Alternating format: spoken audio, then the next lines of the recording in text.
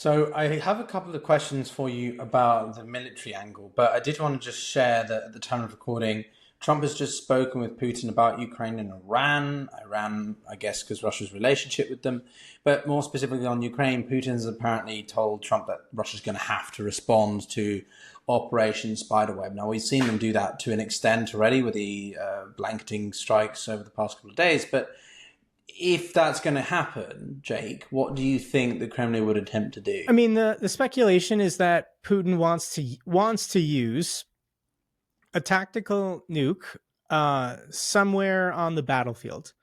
So he's not going to use like a thermonuclear warhead on Kharkiv or Odessa or Kiev. Like he's not going to use a nuke on a city and kill 1 million people. He wants to use a smaller nuke, a tactical nuke, on like an airfield or some kind of troop concentration. Can't do that though.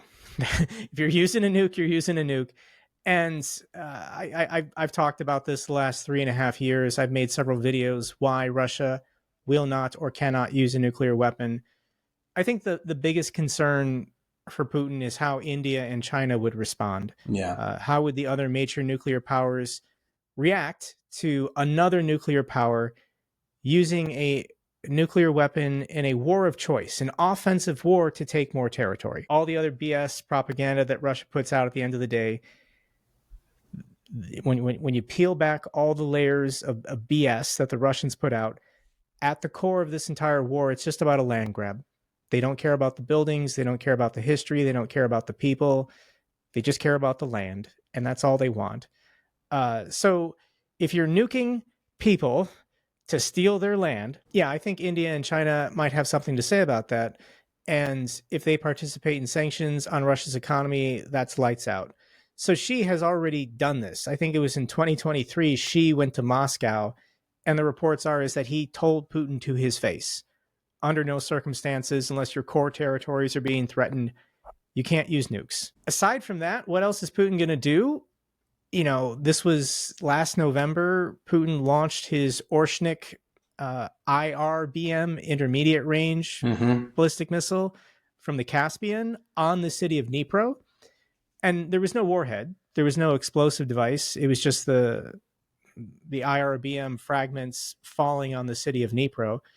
But it was Putin trying to threaten the world or demonstrate his nuclear capabilities. But so we don't know what Putin's going to do.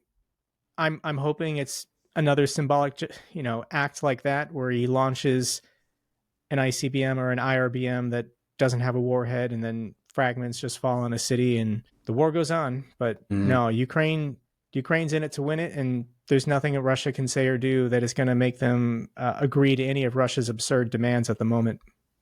I don't think anyone wants to be the first person to launch a nuclear warhead, however big or small it may be, and certainly not someone like Putin who wants to be seen as the protector, the savior of the modern day Russian Federation, right? But hold the phone for 1 second, as I wanted to talk about today's sponsor, which is actually you guys.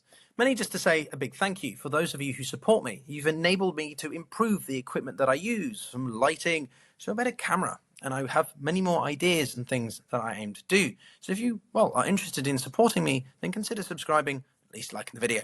Very curious what you hear as well. I do read all the comments. Look forward to hearing more of your cheery thoughts down below.